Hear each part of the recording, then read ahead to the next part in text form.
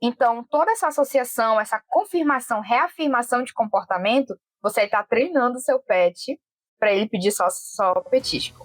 Eles não são bestas, eles sabem muito bem o que eles estão fazendo.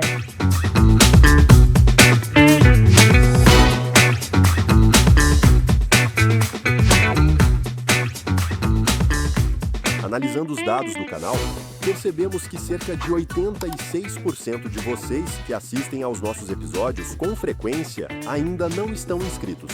A sua inscrição é muito importante. Ela ajuda o canal a crescer e permite que a gente continue produzindo episódios cada vez mais relevantes e interessantes para você. Então, se você gosta do nosso conteúdo, inscreva-se agora no canal. Isso faz uma grande diferença para o nosso trabalho. Muito obrigado pelo apoio e um ótimo episódio. Oi, pessoal! Estamos aqui novamente em mais um episódio do Pet Food Podcast, trazendo temas interessantes relacionados à nutrição de cães e gatos. E eu sou Kellen Oliveira, host desse episódio. E o tema de hoje é comportamento animal associado à nutrição.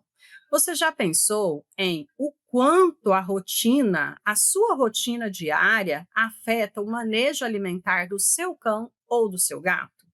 E a humanização? Será que ela afeta, de alguma forma, o sucesso de um manejo alimentar? E quando pensamos nessa rotina e nessa humanização, isso se torna uma preocupação para pacientes que fazem uso de dietas especiais, como aquelas que são auxiliares a algum tratamento de doenças crônicas, como, por exemplo, a obesidade, doenças renais, pacientes oncológicos, já que esses animais eles possuem restrições de nutrientes. E para falar sobre esse tema, eu convido a zootecnista Suzane Pinheiro, que é graduada pela Universidade Federal Rural da Amazônia. Ela tem pós-graduação em nutrição de pets pela Faculdade Metropolitana do Estado de São Paulo e atua há 2 anos como nutricionista pet em foco obesidade e atopia. Suzane, seja bem-vinda ao nosso episódio do Pet Food Podcast. É um prazer ter você participando com a gente hoje. Muito obrigada, Kellen. É um prazer também estar aqui contribuindo, né? É um lugar que, querendo ou não, dá abertura não só para os profissionais, mas para os tutores também, outros profissionais que escutam a gente se basearem, terem uma nova visão, né, de vários tratamentos. E a visão comportamental é muito boa. Inclusive, a minha monografia foi sobre isso. Foi sobre potencial de ingredientes amazônicos, ou seja, a gente pega o comportamento de uma região, né, para ajudar dentro da alimentação natural, dentro da rotina desses tutores, que muitas vezes aqui, para a parte do Pará, do Amazonas, tem o peixe, por exemplo, as frutas regionais como foco da dieta, né, da sustentabilidade, enfim. E hoje a gente está aqui para falar o quanto também isso pode atrapalhar, né? Então, é isso, vamos dar continuidade. Nossa, legal esse tema, né, que você vem falar com a gente. E bem legal essa introdução sua de falar, porque é uma coisa que a gente meio que não pensa muito, né, que é a regionalização. Então, claro que aí, né, eu estou aqui no Centro-Oeste, né, porque eu sou de Goiânia, e você está no norte do país, né? Você está aí no Pará, pelo que eu entendi. Isso, Belém. Logicamente, né, vocês têm alguns alimentos que são muito mais de rotina para vocês do que aqui para nós do Centro-Oeste, e imagino também entre Sul e Sudeste, vocês, né, existe uma diferença aí de região, né, em relação à alimentação, tanto, né, de vocês, né, nossa, de ser humano, quanto dos nossos animais. Mas, Suzane, já entrando aqui no nosso tema, comportamento, né, relacionado à nutrição, como que a rotina alimentar de um pet ela pode influenciar diretamente no seu comportamento e a eficácia de uma dieta? Bom, a gente já começa entre pré e pós, né? Porque a falta de manejo alimentar, né, dentro das famílias, elas acabam tendo outros problemas, como obesidade, gastrite e por aí vai. E o pós também. Afinal de contas, quando a gente passa uma dieta nova, uma alimentação natural, uma troca de ração, ou até os veterinários, quando passam algum tipo de tratamento medicamentoso associado, se você não tem uma rotina, horários para alimentação, isso é muito importante. Parece ser brincadeira, mas não é. Então, é muito importante na parte de medicamentos, na parte da troca de alimentação. Então, é muito importante, primeiro, ter rotina, né? Horários para alimentação. Segundo, quando tem muitas pessoas nessa casa, né? E muitas pessoas manipulam esse alimento, dão em horários diferentes. Então, por exemplo, se tivéssemos um gato, um cachorro, e que eu alimento ele pela manhã com um punhado de ração, o meu punhado é diferente do seu punhado, né? É diferente do punhado da vovó, que acha que ele tá magrinho. É diferente do punhado do papai ou do tio, que às vezes compra a ração e quer regrar, né? Então, aí o animal, ou ele come pouco, ou ele come exagerado, né? E esse horário também é importante para tutores que trabalham. Por exemplo, já aconteceu casos de o tutor precisar com urgência ir para o veterinário porque o animal estava vomitando pela manhã umas 10 da manhã, e eu perguntei quando foi a última refeição do animal, e tinha sido 5 da tarde do dia anterior. Então o problema não é necessariamente algo gástrico, meu Deus, ele está doente, mas essa falta de manejo de horário. Então, se ele tivesse comido pela manhã logo, ou então a última refeição entre 9 e 8 da noite, talvez esse estômago vazio não tivesse sido irritado, né? Então, sempre estar observando o horário, quantas pessoas estão alimentando esse pet, que alimento está tendo dentro dessa casa, né? E por aí vai. O Pet Food Podcast só é possível através de empresas inovadoras e que apoiam a educação continuada na nutrição de pets. Bionatural Prime, nutrição que vem da natureza. Biorigem, sua parceira estratégica em ingredientes naturais derivados de levedura para palatabilidade. Alga Prime DHA da Corbion, o primeiro ômega 3 à base de microalgas produzido no Brasil. Agora, adicioná-lo à alimentação pet está mais fácil do que nunca. Grupo BR Render. Fazemos juntos o produto para atender você, cliente. Ok, e isso é importante, né? Essas são alguns dos questionamentos que geralmente a gente faz para o tutor durante, né, uma consulta nutricional, né? Então, quantas pessoas tem na casa, quantos alimentam, se a pessoa, né, se o tutor, o responsável pelo animal, se ele sabe o quanto, né, seria essa alimentação. Aí eu acho interessante isso, porque ele chega assim, eu dou uma mão, você falou do punhado. Eu dou uma xícara. Só que, gente, hoje existem xícaras e xícaras, né? É verdade. Tem copos e copos, né? Então, nem todas as xícaras têm lá os 250 ml. Além de, obviamente, cada alimento, né? Principalmente quando eu falo de alimento comercial, industrializado, eles terem uma densidade diferente. Então, que a densidade é massa sobre volume. Então, cada um vai ter um volume diferente. Então, É né, a verdade. gente precisa, assim, realmente pesar a alimentação, né, para que todo mundo fale a mesma língua. E aí, dando sequência, né, à pergunta anterior, na sua rotina, Suzane, quais seriam os principais desafios ao tentar estabelecer essa rotina alimentar, né, principalmente em lares que têm dinâmicas muito diferentes, como você mesmo falou. Tem lares que eu tenho aí 3, 4 pessoas, mas eu tenho lares aí que a pessoa é sozinha com o pet. Sim, exatamente. Inclusive, tem várias situações, né? As pessoas às vezes acham que uma fórmula mágica serve para qualquer animal ou qualquer família. Só que não é assim que a gente trabalha de forma individual, né? Então, cada serzinho é um serzinho, cada família é uma família. Então, por exemplo, eu tenho paciente em acompanhamento, né? Ele está fazendo o processo de emagrecimento, mas mora só ele e a tutora. A tutora trabalha e a rotina dele todos os dias ela sai pela cedinho, passeiam, ela volta, se arruma para o trabalho. Logo depois ele vai ver ela só à noite. Vai, brinca um pouco, se alimenta e vão dormir. Ele vive sozinho, maior parte do tempo, para ele tudo bem. Entretanto, tem outro pet, que a família é grande. Tem a mãe, o pai, a irmãzinha dele, digamos assim, a filha do casal, e a avó que mora junto. a mãe e o pai dessa família precisou viajar. Ele teve uma crise de alergia atópica. E todo mundo, meu Deus, é a dieta, meu Deus, é isso, é aquilo. Gente, não foi. Foi o comportamento do animal, né? Ele sentiu falta, não adianta, ele chorava. E quando a tutora voltou no dia seguinte, a vermelhidão já tinha passado. Então, a gente acha que não influencia, né?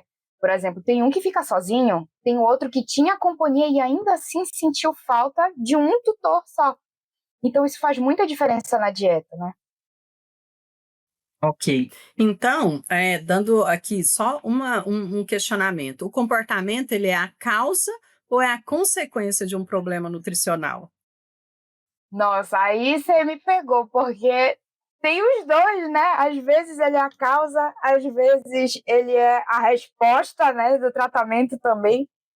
Então, depende, tudo depende, né? A minha mãe brinca, nossa, tu te formou para tu falar, tudo depende? Eu falei, mas tudo depende. Então, realmente a gente pode trabalhar com os dois. Ok. Você tem uma situação onde o comportamento é a causa e uma situação onde o comportamento é a consequência? Olha, obesidade, basicamente, comportamento, né? Então, quando você tem uma ansiedade de separação, ou quando você tem a própria culpa do tutor, né? Poxa, eu passo o dia fora. Então, quando for o café da tarde, que eu chego em casa, eu vou dar um pão para ele. Aí eu vou dar um pouco mais de ração antes de eu sair para o trabalho, porque aí ele pode passar o dia todo comendo. Então, essas coisas, assim, me pegam muito, porque às vezes o tutor precisa, por exemplo, iniciar uma atividade física, né? Algo, às vezes, ao ar livre, só que nem o tutor tem esse costume, né? Então, como uma pessoa, às vezes, com uma rotina sedentária ou que trabalha muito, vai arrumar tempo para isso. Então, geralmente, obesidade, assim, ganha no pré mesmo, né? Antes disso, o comportamento, ele é a causa. Ah, ok. Ok. Bom, e a humanização, né? A humanização hoje dos animais, ela é uma tendência crescente. Então, hoje, por exemplo, a gente observa, né, marcas famosas, né, de roupas, acessórios, né, joias, bolsas, roupas mesmo, é, que tem lá a sua linha pet.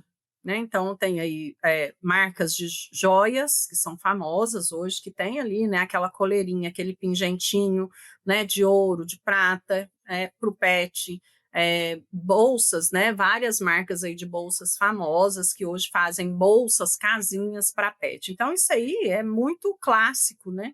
Fica muito evidente aí a humanização, né, do pet. E de que forma essa humanização, especialmente no que tange à alimentação, que do mesmo jeito que a gente tem os acessórios, né, a gente tem também alguns alimentos, né, que as indústrias pet, elas terminam desenvolvendo para que aquele tutor, aquele responsável pelo animal pense assim, eu não estou dando só isso para o meu animal, né? Então, de que forma essa alimentação, né, associada à humanização, ela pode impactar negativamente a saúde nutricional ou comportamento natural dos animais?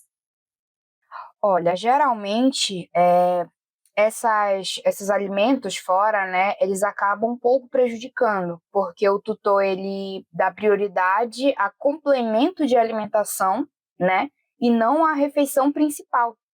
Então, o que acontece? Eu vou comprar um petisco que é saudável, que é zero lactose, que é 100% com ingredientes selecionados, que é só fruta, e acaba que o animal come a refeição principal dele é um potinho de ração pequenininho, né? Hoje as pessoas elas têm ido muito atrás também na internet de dietas caseiras, só que de internet. Isso prejudica muito, porque o sal, por exemplo, o óleo, eles não são vilões dentro da nutrição. Cada partezinha que a gente coloca, cada coisa que a gente calcula, ele é necessário para o pet. Não é brincadeira, não é para temperar, não é para dizer que está completo só por estar. Ele precisa, são necessidades de cada animal. Então, por exemplo, tem tutor que só manda mensagem, porque o tutor, geralmente ele é assim, né? Ele vem para consulta, ele consegue a dieta e ele some. E aí depois ele vem falar com você novamente e fala, nossa, mas eu acho o óleo de soja extremamente processado e eu troquei pelo azeite de oliva extra virgem.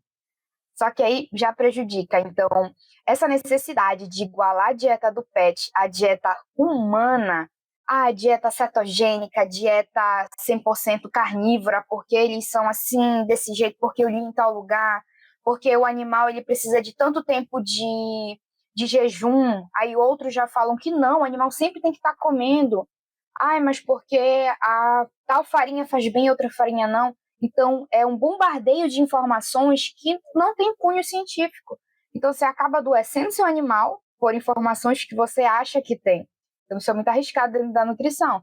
E quando você chega, é só para resolver o problema. Você não vai atrás de prevenir, né? Há mais de 20 anos, a Biorigem é parceira estratégica para desenvolver alimentos de qualidade para pets. A partir de ingredientes naturais derivados de levedura, que elevam a palatabilidade e aproximam os paladares e vínculos entre o tutor e o seu pet no momento da alimentação. Com a linha de produtos Pala Up, construa sabores marcantes que estimulam o paladar de cães e gatos. Saiba mais em biorigem.net e fale com nossos especialistas.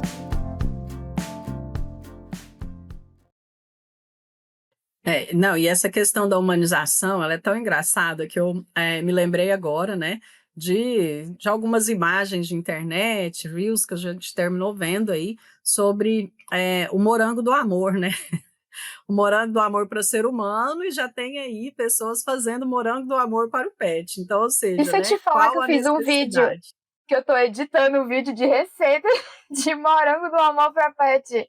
Olha a humanização aí, doutor, olha Olha a só a humanização para humanização. você ver. E a Onde gente nós costuma fazer chegamos? isso para tentar salvar, né? Para você não dar para o seu pet açúcar. Gente, substituir açúcar pelo xilitol é pior ainda. Não é o mais saudável, não tem o menos pior, né? Como dizem. Não tem, cara. Né? Dá só morango, não precisa acrescentar mais nada. Ok. E muitas vezes, né, voltando aqui para o nosso foco, né, vamos esquecer um pouquinho o morango do amor. Muitas vezes os problemas comportamentais, ele podem levar a alguns distúrbios alimentares. E como que o profissional, né, então, ou o médico veterinário, ou o zootecnista, ele pode identificar essa relação? E qual seria o papel da nutrição no manejo desses distúrbios de comportamento, em especial os alimentares? Bom, geralmente, né? Além da obesidade, por exemplo, tem muitos problemas gastros. Então, entra aí o campeão gastrite. Ou porque o animal come muita besteira, besteira que eu me refiro a alimentos processados humanos, ou então ele fica muito tempo sem comer. E aí isso gera diversos fatores, né? Ele começa a ter vômitos com maiores frequências, o animal já para de comer, ele sente dor, ele sente desconforto, às vezes um refluxo, então ele vai parar de comer, né? E depois disso também tem a falta de ingestão de água. Então, o tutor acha que deixando uma vasilha lá 3, 4 dias de água parada é o suficiente, mas não é, né? Às vezes o animal ele tem constipação, às vezes ele defeca, mas com muito desconforto e às vezes até com um pouco de sangue, e isso também por falta de água, né? E por aí vai. Quando a gente faz essa triagem nutricional, a gente sempre pergunta, por exemplo, sobre fotos do cocô, que é normal, né? Às vezes o tutor ele fica um pouco assim, não, isso que é foto do cocô? Sim, porque o cocô ele fala muito sobre o animal, né? E também a quantidade de micção durante o dia. Ah, ele faz muito xixi? Pouco xixi? Qual a tonalidade? Ele sente desconforto? Então, por aí vai. Principalmente gatos, né? Eles são muito sensíveis na parte de xixi, né? Então, qualquer coisinha já está obstruído, aí já tem que entrar com ração de extrato urinário, é o caos. Então, a gente sempre tem que dar foco para a rotina do tutor, né? Então, a gente consegue associar junto, quanto a traços de comportamento mesmo do animal. Vive com um animal a mais? Tem alguma criança dentro de casa? Existem muitas pessoas que frequentam, e às vezes tem animal que ele não vai comer, ou ele não vai fazer xixi, porque tem pessoas, por exemplo, a casa está em construção, os pedreiros estão entrando e ele vai se negar a fazer xixi. E aí vai só piorando. Então, a gente sempre tem que fazer essa associação, né? Aos sintomas, à rotina do animal e ao comportamento dele também. Tá, ainda sobre essa parte, né, dos distúrbios alimentares, dessa alteração aí de rotina dos animais, de que forma que a gente pode otimizar a ingestão do alimento, a ingestão de água e, consequentemente, o manejo de peso, que você já comentou que é um dos seus, né, top 5 aí dos atendimentos, seria a parte de manejo, né, do peso do animal. Olha, a gente sempre tenta associar isso a brincadeiras de forma lúdica, né? Por quê? Muitos animais acham que o momento de refeição, ele pode ser uma despedida. Então, quando ele vai colocar comida para mim, ele vai precisar sair. Ou então, quando ele vai colocar comida para mim, é o momento que ele já vai me trancar no quartinho para eu dormir, ou porque, enfim. Então, a gente tenta criar uma conexão com o animal nesse horário. Então, o que a gente faz? A gente sempre tenta colocar um enriquecimento ambiental aí. Nossa, ele não quer comer. Você já tentou fazer alguma brincadeira diferente? Um forrageiro de garrafa PET, de tecido para ele procurar? Ou então brincar mesmo, por exemplo, você vai pegar a bolinha, a gente está brincando do nada, você tira um pouco de ração e vai dar para ele, e ele consegue atingir, né, aquela necessidade diária de alimentação. Ou então a gente acaba associando a água de coco, que ela é uma ótima aliada, geralmente os pets gostam. Então, você coloca um pouco de água de coco na água natural mineral mesmo, você consegue dar aquele paladar, né, diferente, um cheiro diferente. Geralmente eles gostam. Ou associar a outros fatores, por exemplo, você consegue pegar a ração, congelar ela dentro de um potinho de água, em dias muito calorentos, por exemplo, oferecer para o pet. Ele vai se distrair ali lambendo, mas ele vai conseguir ingerir água também. E por aí vai. Então, o importante é sempre estar de olho para gatos. É muito importante ter bebedouro. Se você tiver mais de um na casa, é ótimo. Porque eles não vão beber água porque eles estão com sede. Eles vão estar passando lindamente pela sala e vai, um bebedouro, vou tomar uma água. E eles são muito assim.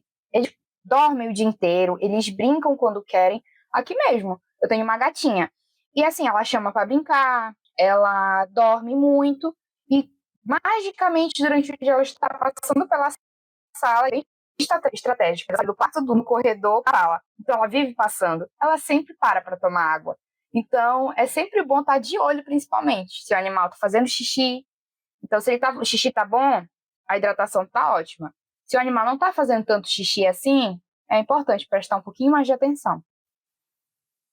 E o enriquecimento ambiental que você citou aí, a gente hoje tem utilizado ele bastante para vários tratamentos, né, ou mudanças aí de comportamento do animal.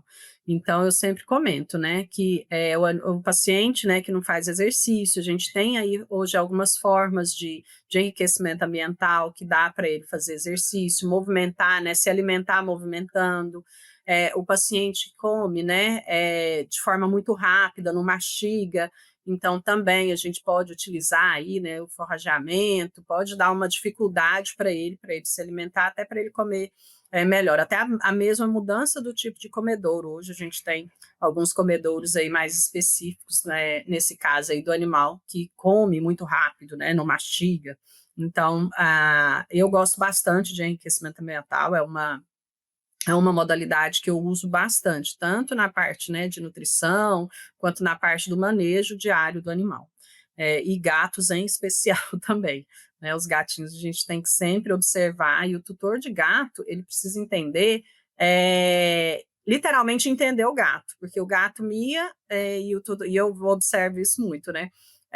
Cada gato ele vai indicar alguma coisa pelo miado dele, pelo comportamento. Então, e o dono de gato, ele sabe, eu sou gateira, eu conheço todos os miados do meu gato, eu conheço até os olhares dos meus cachorros, eu sei o que eles querem. Então, assim, eu É observo verdade. bastante. Né? A gente tem que literalmente ler o nosso animal de estimação. E aí, vamos, né, continuando aqui com o nosso assunto, qual que é a importância, né, de uma dieta balanceada e adequada? A gente sabe, assim, que dentro, né, dos cães e gatos, cada um tem um tipo de comportamento, né? Então, o cão tem um comportamento alimentar X, o gato tem um comportamento alimentar Y. Então, qual que seria, né, a importância dessa dieta balanceada e adequada às espécies para modulação desses comportamentos específicos? Em especial, a reatividade, ou seja, né, para quem não lembra, né, a reatividade é o que a gente, né, é o novo termo que a gente usa para agressividade, a hiperatividade ou mesmo a letargia nesses animais, aquele animal mais lento, mais devagar? Como que a gente pode, né, utilizar a dieta nesses casos? Aqui eu tenho gato, né? Eu não tenho cachorro, eu tive outros cachorros, né, e tudo mais. Também conheço o comportamento, mas o gato em específico, ele não vai comer a quantidade de alimento que você der no momento. Então, por exemplo, você tem 120 gramas daquela alimentação para fornecer para ele. Cara, tu vai ter que dividir em 4, 5 vezes no dia, de pouquinho em pouquinho, porque aqui é certinho. Ao acordar, perto do meio-dia, porque o animal, ele também aguarda você para essa conexão. É uma conexão, um momento de conectividade mesmo com o tutor, a alimentação. Então, se você perceber que às vezes você senta para almoçar, para tomar um café em família, para jantar, e ele está pedindo, ele só quer participar. Testa colocar um desses horários de refeição no horário que você come. Cara, é perfeito. Ele vai só te pedir, ele vai comer e ele vai se aquietar. Pronto, ele não vai ficar pedindo a sua comida, né? Os gatos, em específico, eles comem, né, várias vezes, de pouquinho em pouquinho. Não adianta você colocar muito, ele vai deixar ali. E é até arriscado, né? Deixar o alimento ali. Animais que eles são um pouco mais lentos, geralmente também está associado àquela atividade sênior, né? Os animais que eles são mais velhinhos, eles vão comer mais devagar, muitas vezes não têm muitos dentes. Então, é sempre bom você, às vezes, umedecer a alimentação, se for um animal sênior, né? Umedecer a alimentação, tá ali junto, porque eles são animais que precisam de atenção maior, né?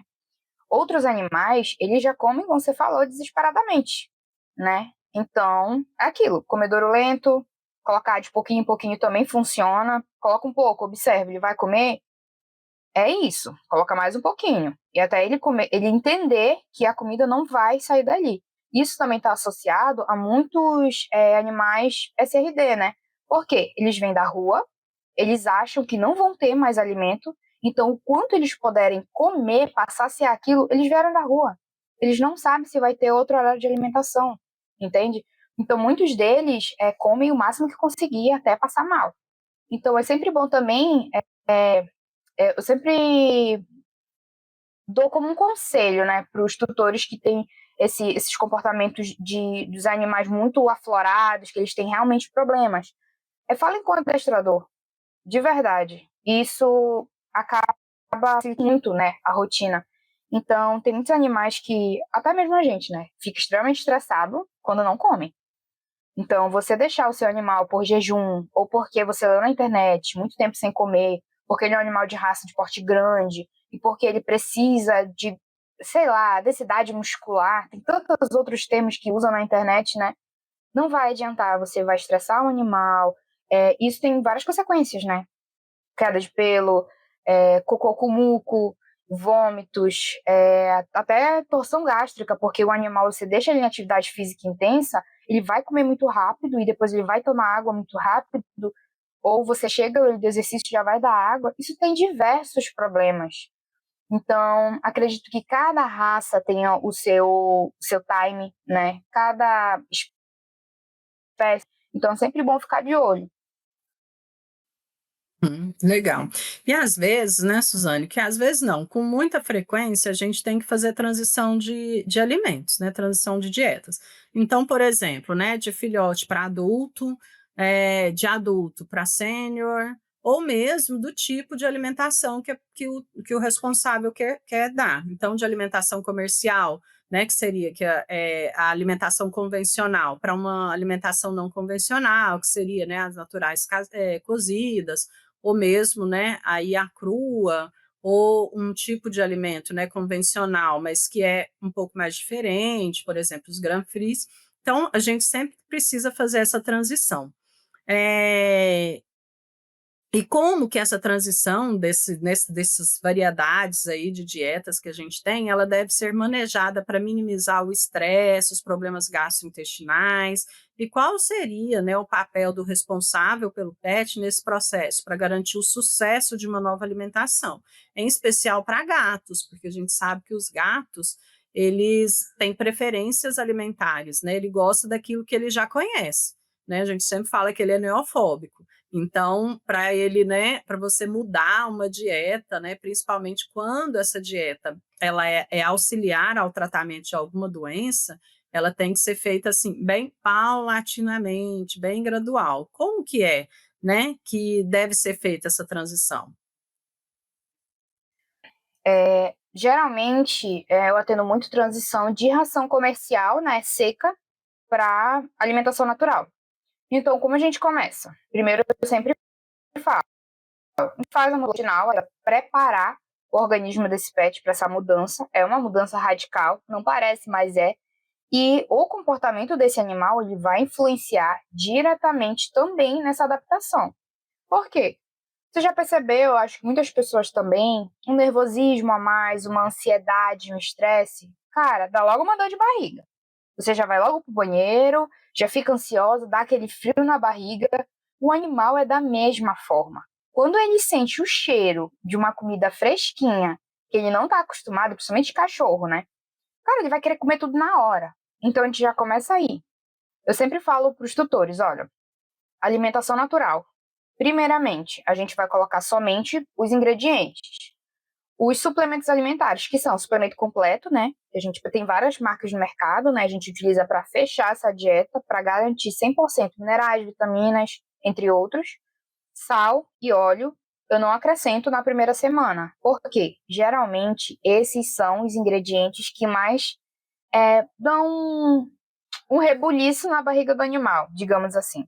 Então, a gente sempre identifica se tem algum ingrediente que ele tem alguma sensibilidade, né? Então, se ele vai passar pela transição, primeiramente, 25% alimentação natural, 75% ração seca. Ele comeu bem o primeiro, segundo dia? Ok, troca. Tem tutor que troca já de uma vez.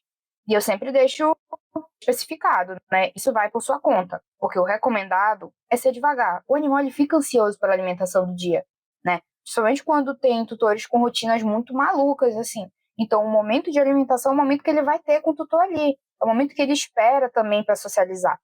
Então, primeiramente, a gente faz essa troca de alimentação sem os suplementos. Na semana seguinte, já com suplementos. Tem tutor coca tudo de uma vez. Olha, no primeiro dia eu fiz a transição certinho, eu vi que ele estava bem, eu coloquei a alimentação 100% no segundo dia. Eu fico, meu Deus do céu. Aí o animal vem cocô com muco, e ele vomita, e aí bota a culpa na alimentação natural. Eu falei, gente, pelo amor de Deus, calma, vamos ter calma, não me desespero. A gente, quando come uma comida diferente do amigo, da mãe, do tio, a gente também fica com dor de barriga às vezes, com enjoo, é diferente, né? Então, sempre ter essa calma na troca, né? Para gatos, geralmente eu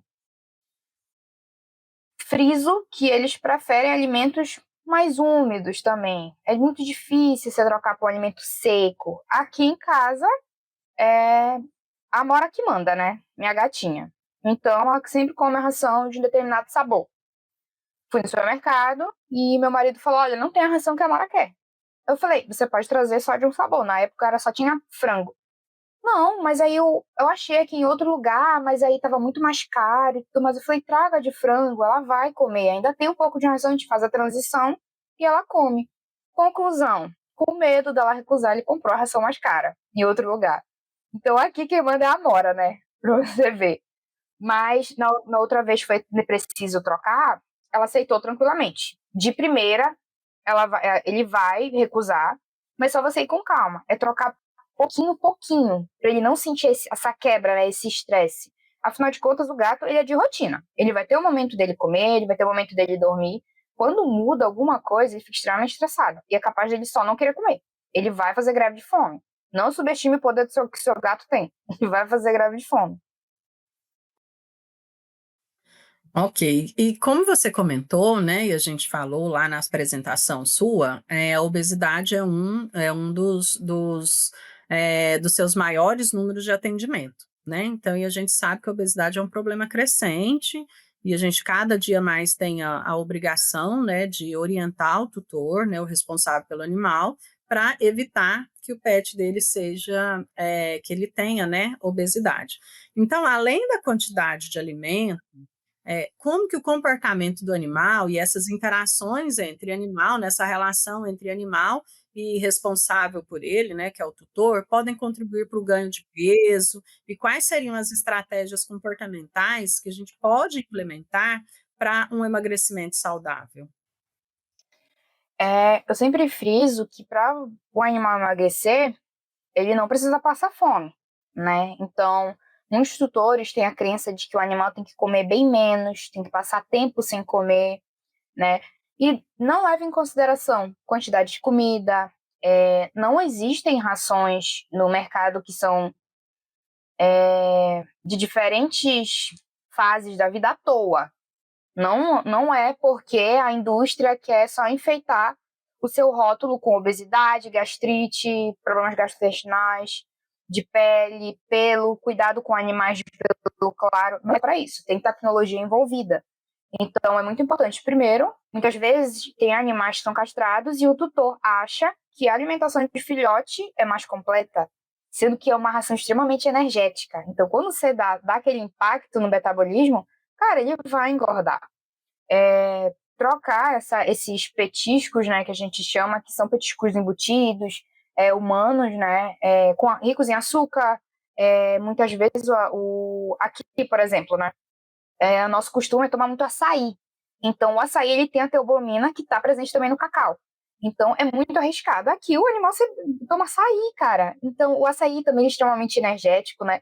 Então, eu fico assim, abismada. Gente, eles sempre tomam açaí na hora do almoço com a gente. Porque aqui a gente não toma doce, né? A gente toma com a alimentação.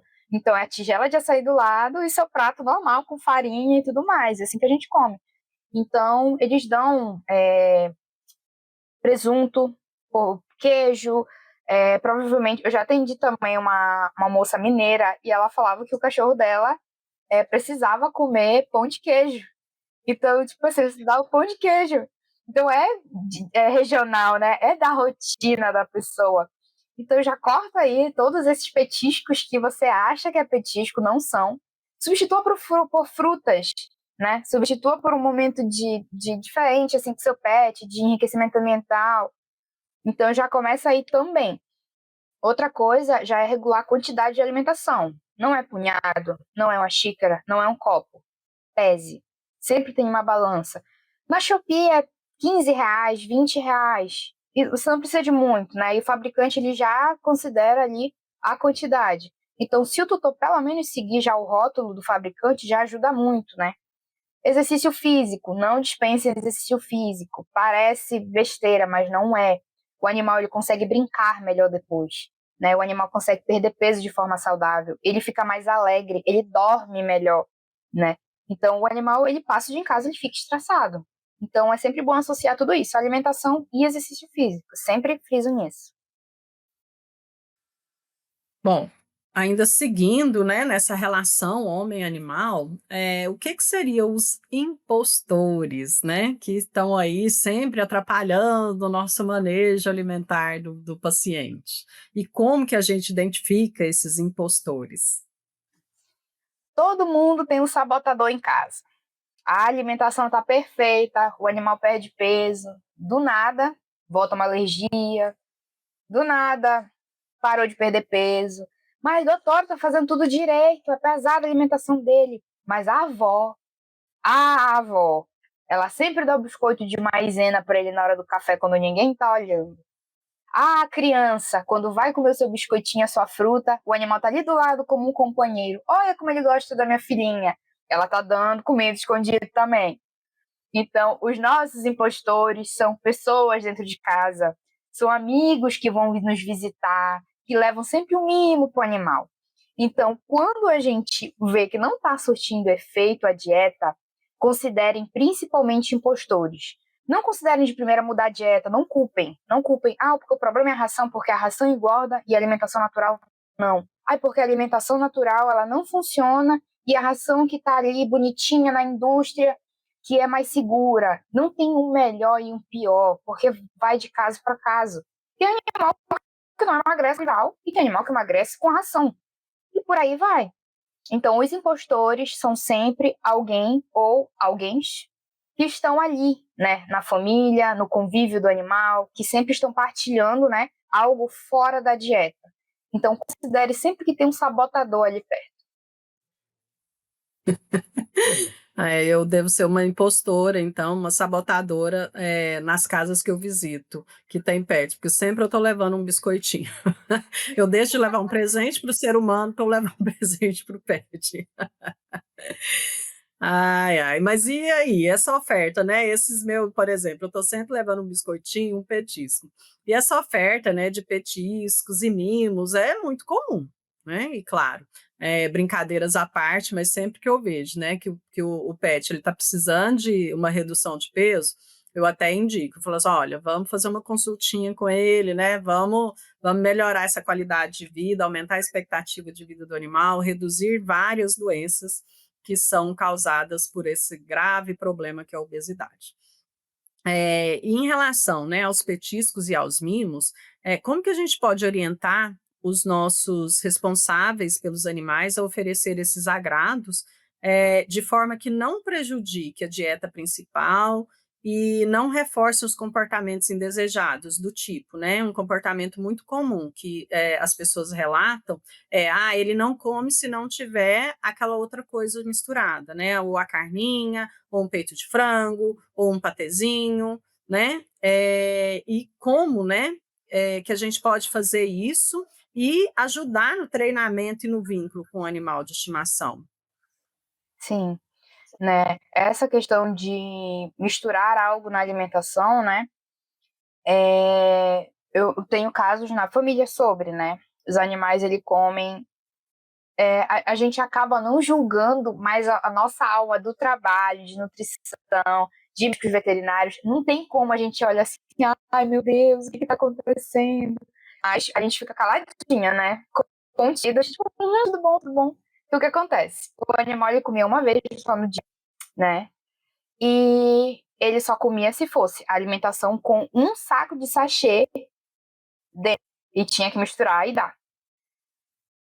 Só que era todo dia isso. O cachorro tava ficando imenso. Ele falou, não, mas ele não come. Colocava ração seca, não comia. Passava o dia inteiro sem comer. 48 horas, às vezes, sem comer.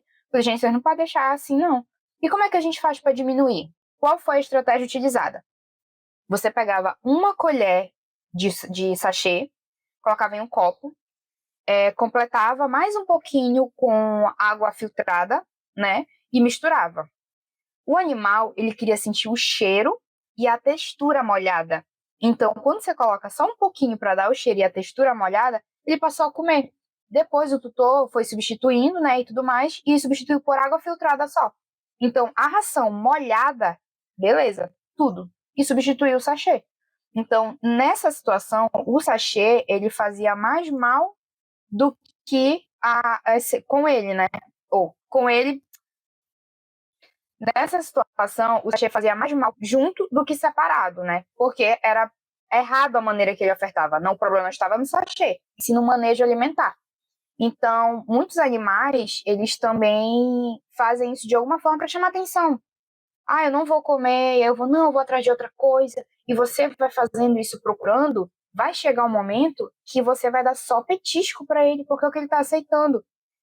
Da feita que ele entende que se ele não comer a ração dele, você sempre vai dar um agrado, ele vai sempre fazer isso, né? Eu acho que eu cheguei até a comentar a você nas mensagens, que é aquilo, né, deles, eles não entendem, né? Eles entendem, né? Eles são, de alguma forma, treinados para isso. Então, quando ele pede para você dá. E detalhe, os animais, eles têm comportamentos diferentes, pessoas diferentes da casa. Porque com cada um ele consegue uma coisa. Minha mãe não vai me dar o petisco, mas se eu for com meu pai, que trabalha o dia todo, ele sente culpa por me deixar sozinho, ele vai me dar uma bananinha fora da dieta. O fulano de tal vai me dar um petisco que está em cima do armário. Só ela pode pegar o biscoitinho. Então eu vou lá na cozinha quando ela estiver, sento e começo a miar ou latir pro armário. Ela vai entender e vai me dar esse petisco. Então, toda essa associação, essa confirmação, reafirmação de comportamento, você está treinando o seu pet para ele pedir só petisco. Eles não são bestas, eles sabem muito bem o que eles estão fazendo. Então, tudo isso desencadeia vários outros comportamentos, né? Ansiedade de separação, obesidade, e por aí vai. Eu sempre comento aqui, né, quando a gente está falando, entrevistando, e aí quando o convidado, né, comenta alguma coisa assim, que o animal faz o responsável realizar aquela tal ação. Eu sempre falo, gente, tá vendo, gente? Mente forte domina mente fraca. Então, no caso, né, os animais, eles são mente fortes, a gente termina cedendo, né? Então, de uma certa forma, nós somos também sabotadores de nós mesmos. É A gente verdade. termina cedendo, né? Ah, não, porque ele tá me olhando assim, porque ele tá latindo assim, porque ele tá indo na porta fazendo isso. Aí a gente termina, né? Eu vou ceder, né? Só hoje, só hoje. E o só hoje a gente vai, né? Moldando, né, o comportamento de uma forma extremamente negativa. Porque quando a gente cede, né, igual criança, se você cede uma vez e ceder duas, três, você vai ter que ceder sempre, até que você falar, não, agora chega, né? E aí, a gente já teve um episódio aqui, Suzane, que falava sobre seletividade alimentar, né? A aceitação ou a recusa, né, de alimentos, e baseado, né, dentro aí desse comportamento animal, quais seriam as abordagens comportamentais e nutricionais que o veterinário ele pode recomendar, ou mesmo o zootecnista pode recomendar para estimular o apetite do animal, num caso de um animal extremamente seletivo. Uhum. Primeiro a gente tem que identificar, né, que seletividade é essa. Porque às vezes é uma seletividade de determinado alimento, é uma seletividade de textura, é uma seletividade mecânica mesmo, porque o grão da ração ou os pedaços da alimentação natural estão muito grandes. Geralmente, animais pequenininhos, né, ou braquiocefálicos, eles têm dificuldade de apreensão. Então, eles vão comer aquilo que dá e vai deixando ali no prato os pedaços maiores. Então, quando é alimentação natural, principalmente para gatos, né, eu sempre falo, vai diminuindo o pedacinho até ele conseguir comer, e se ele não comer, você oferece papinha. Cara, bate no liquidificador e oferece. Ai, mas e ração? Cara, mas por que ele não tá aceitando a ração? Você trocou de forma brusca? É um sabor diferente que ele não tá acostumado? Os grãos são muito grandes, muito pequenos. Como é que você dava alimentação antes e o que mudou agora? E essa seletividade, ela também está associada a comportamento da própria casa. Então, por exemplo, antes eu que dava alimentação do meu animal. Trocou a ração, mas também trocou quem dava alimentação para ele. E ele não quer comer. E eu culpo a ração. Mas às vezes o tutor que está dando a ração, o tutor para eles têm tutores. Então, até nisso o comportamento ele está diretamente ligado, né? Então a gente tem que sempre verificar se mudou algo na rotina. Depois a gente vai histórico, né? Ele sempre foi assim. O que mudou daqui para cá? Foi a dieta mesmo? Ou algum momento ele ficou doente e às vezes é uma alimentação que é servida num processo de internação, por exemplo. A partir dali ele quer aceitar aquele sabor, ele quer aceitar aquela lata de patê, sachê. Então são muitas coisas atreladas. Então é sempre bom primeiro verificar que seletividade é essa e depois a gente consegue conversar de que formas a gente vai desviando, né, todo esse processo. Porque é muito complicado quando o tutor começa a ter as próprias visões do que é solucionar o problema. Eu vou colocar um frango desfiado, eu vou colocar uma colher de manteiga, porque ele gosta de coisa gordurosa, eu vou colocar um pouco de... Sabe quando você faz aquela caçarola de frango guisado? Aquele molhinho que fica? O tutor coloca aquele molho cheio de tempero, sal e óleo. E eu fico, meu Deus do céu, claro que o cachorro vai comer, né? É atrativo, mas não é saudável. Então, sempre procura um profissional driblar essa seletividade. Uhum. Não, e você comentou aí agora, e eu lembrei de um episódio aqui também, de uma consulta que eu participei. A cliente chegou, aí falou de início assim: não, meu marido dá ali um queijinho, né, de manhã, dá isso, dá aquilo outro. Chegou ao final da consulta, ela já estava até confessando que dava até sopa para o animal. Então, assim, aí as pessoas dão caldo, né, da caçarola lá de frango, cozido, e aqui até sopa eles dão. Então, gente, nós temos tutores de todas as formas. E aí, assim, e essa relação, né? Essa relação do animal com outro animal, essa relação do responsável por ele, ou de pessoas com o animal, a gente sempre, né, sabe que está influenciado ali na socialização do animal, que é um período que a gente deve, né, acostumar todos os animais ali por volta de 3 semanas até 3 meses de vida a várias coisas, né, a tudo aquilo que ele vai passar durante a sua vida. Então, acostumar o animal com outros animais, né, e com várias espécies de animais, com vários tipos de pessoas, com vários tipos de alimento. Então, é o período que a gente chama de socialização, ou então sociabilização. E aí eu queria entender como que esse período, né, eles podem influenciar, né, no comportamento alimentar de um pet, especialmente em animais, no caso, ambientes que têm muitos animais ou em locais onde a alimentação ela é uma atividade social, como a gente vê muito em daycare. Uhum. Olha, geralmente, quando chega o problema, às vezes, nem sempre é um animal novo, né? Não é 100%, mas às vezes não é um animal novo. É um animal que já estava na casa. Por que isso acontece? Tem muita necessidade de proteção do lar. Então, sempre vai querer um ser, vamos usar o termo alfa, né? Ele sempre vai roubar a comida do amiguinho. E aí um começa a engordar e outro começa a emagrecer. Ninguém sabe. Eles comem a mesma alimentação, mas é porque sempre um é territorialista. Então, ele vai acabar roubando a comida do outro animal, né? Ou ele vai acabar, de alguma forma, sendo agressivo quando você não vê. Então, já comece na adaptação. Se você tem um bichinho e você quer pegar outro, adotar, algo do tipo, vai chegar na sua casa, tenha aquela adaptação inicial, faça direito. Não só coloque, né, dentro da casa. Porque alguns animais aceitam tranquilamente, eles são muito sociáveis. Outros vão ficar extremamente estressados. Eles vão parar de comer também. Eles vão bater no outro animal e esse animal, por medo, às vezes não vai querer também comer, porque a alimentação, o ato de defecar, de fazer xixi, é um ato que eles se sentem vulneráveis. Então, às vezes, eles param de comer porque eles vão estar prestando atenção na alimentação e ele acha que o outro animal pode vir agredir ou pode vir roubar a sua comida. E isso causa agressividade no animal. Sabe quando você chega perto da pote de comida dele, ele vai rosnar para você, ele pode até te atacar, por medo, né? Às vezes é um animal que vem da rua também, então ele vai querer proteger aquele alimento que durante muito tempo ele não teve, né? Então, primeiro sempre fazer aquela adaptação inicial. Se for um animal novo, ter calma. Geralmente, animais mais velhos, eles não toleram muito filhotes. Filhote tem muita energia, ele vai querer brincar. Então, já começa aí. Outra coisa, não dá alimentação diferente. Se tem um filhote na casa e um adulto, compre 2 rações. Ah, mas eu vou comprar só a do filhote e ele vai comer um pouco da de filhote. Não. Ou é adulto e vai dar um pouco da ração de adulto para filhote. Um idoso come papinha? Uma criança que está em processo de introdução alimentar, ele vai comer um prato de feijoada? Não vai. Então, são situações totalmente diferentes. Então, é sempre bom estar observando.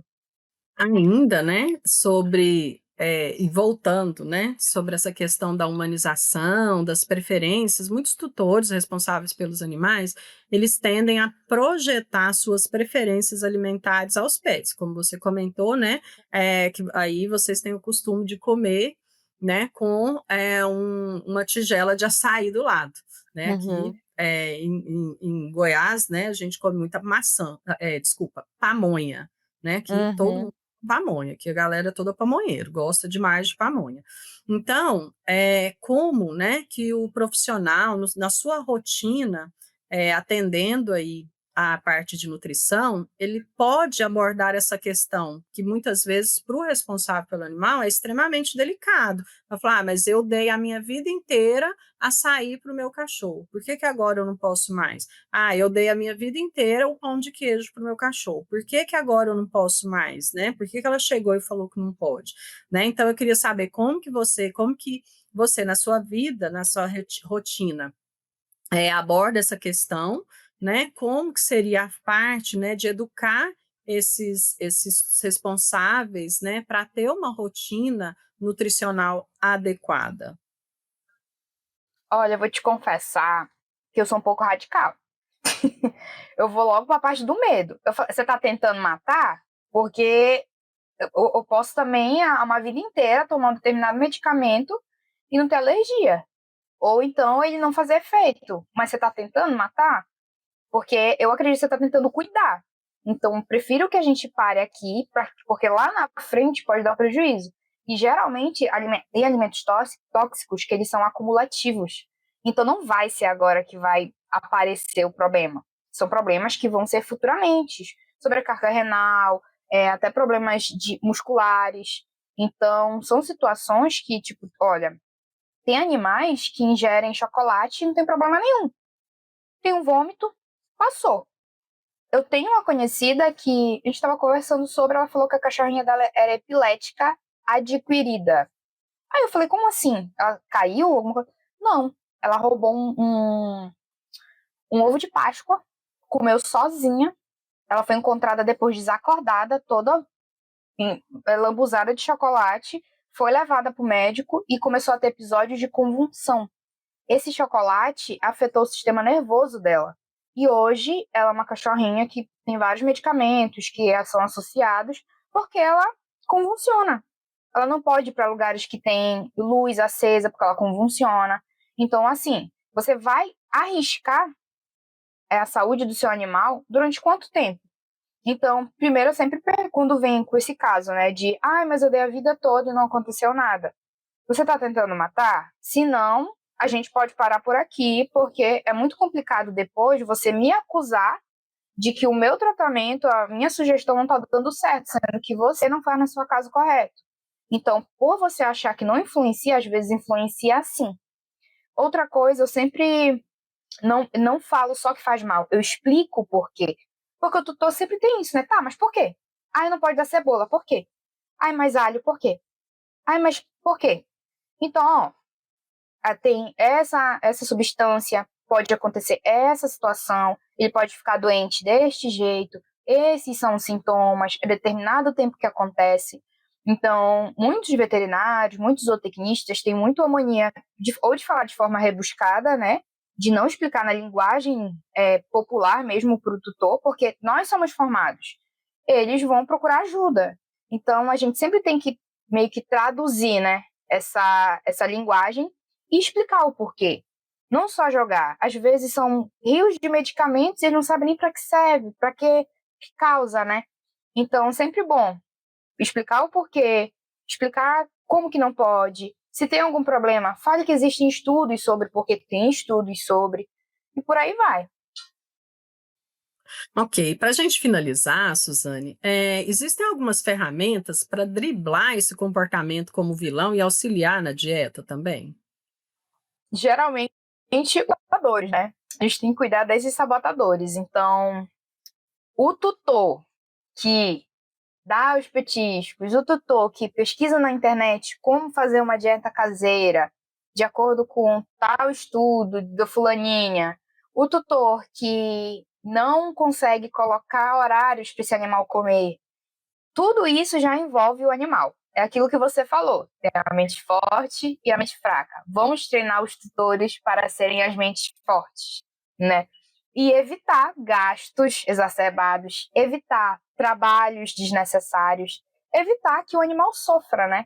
Porque não é só ir no vet e pedir uma receita de medicamento, porque a gente fica preocupado, né? Não é só ir no Nutri e pedir uma ração e sumir. É você fazer parte da vida dele, é você estar presente, é você entender o porquê daquilo. E entender que o comportamento ele está ligado sim ao sucesso de uma refeição nova, o sucesso de um plano nutricional. E sempre estar em contato, né? Afinal, somos multidisciplinares. Então, se você está com Nutri, liga para o gastro. Se você está com gastro, liga para o Nutri. E por aí vai. O endócrino também, nefrologista. Então, não é só uma especialidade que está envolvida. É um complexo de coisas que precisam ser tratadas e que o comportamento animal é a chave também. Ah, legal. E eu gosto sempre de finalizar os meus episódios com casos de sucesso e insucesso. Então, dentro da sua rotina, assim, de forma bem rápida, você lembra de algum caso, primeiro, o de insucesso, onde você tentou, né, associar aí comportamento e nutrição e não deu certo, e depois um caso de sucesso?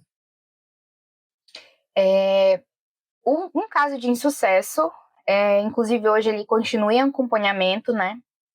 Mas é por conta, basicamente, como eu falei, do tutor, né? É um animal que há um ano atrás ele pesava 57 quilos para um corpo de 23. Então ele estava. O animal você não conseguia ver as partes íntimas do animal, estava coberto de gordura, né? Ele era um animal castrado, na verdade, né? Animal castrado. Ele teve que fazer a cirurgia de castração e cirurgia de bacia, porque teve fratura, diversas coisas. Então, o pós-operatório dele, com o uso de corticoides por conta de atopia, fez ele ganhar muito peso. E o que acontece?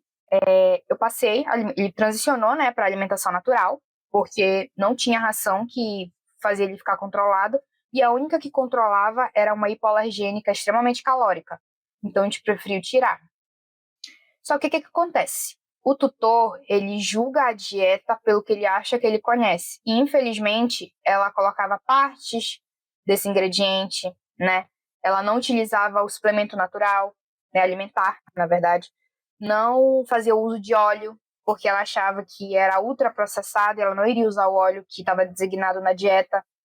Então, esse animal, em um ano, ele conseguiu, pelo menos perdeu, né? 12 quilos. Mas, infelizmente, ele sempre tem sintomas de atopia, eu sempre estou trocando a dieta, adaptando, mas ele não emagrece, né, de forma considerável. Ele tem episódios de atopia, então, para mim, é considerado um caso de insucesso, porque é meio que enxugar gelo.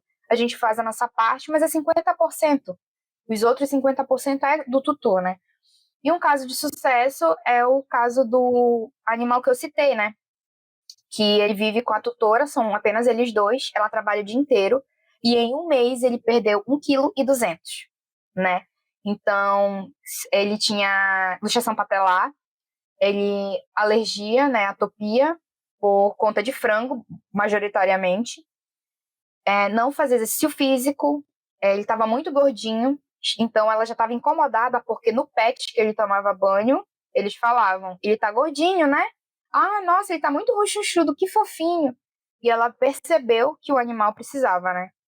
Desse acompanhamento. Cara, foi perfeito. Ela fez tudo no tempo certo. Ela mandava foto do cocô dele, ela perguntava se tal alimento podia. E depois de um mês, tivemos o retorno. Ele perdeu medida. A gente sempre tira foto, né? Antes e depois. As fotos, você consegue ver a cinturinha dele formando. O animal tá mais ativo, ele consegue brincar. Ele não ronca mais. Ele roncava quando ele dormia, ele não ronca mais. Ele não sente dor ao caminhar, ele voltava mancando, porque ele ficava com dor. Então, para mim, assim, a minha recompensa é ver o animal feliz, sabe? Eles poderem viajar juntos e ela não ficar preocupada em ter que ficar dando medicamento. Então, esse foi um caso de sucesso. E por incrível que pareça, ambos de obesidade, né? E é legal a gente comentar que essas perdas de peso, gente, elas são controladas, tá? É de 1 a 2%, né, de perda de peso por semana, porque às vezes você fala assim, nossa, perdeu assim 1,5 kg, né, em 4 semanas, mas esse 1,5 kg é o que geralmente é o que estava sendo esperado, né, porque a Isso. gente faz uma estimativa de perda de peso saudável, né, para evitar principalmente a perda de massa muscular, né? Então, com isso, né, nós finalizamos mais um episódio do Pet Food Podcast e eu quero agradecer novamente, imensamente, a participação da zootecnista Suzane Pinheiro, que ela abordou o tema, né, comportamento animal associado com a nutrição. E eu espero que vocês tenham gostado do tema e que continuem nos assistindo ou nos ouvindo nos nossos encontros semanais. Um forte abraço e nos veremos em breve. Tchauzinho! Beijo. Tchau.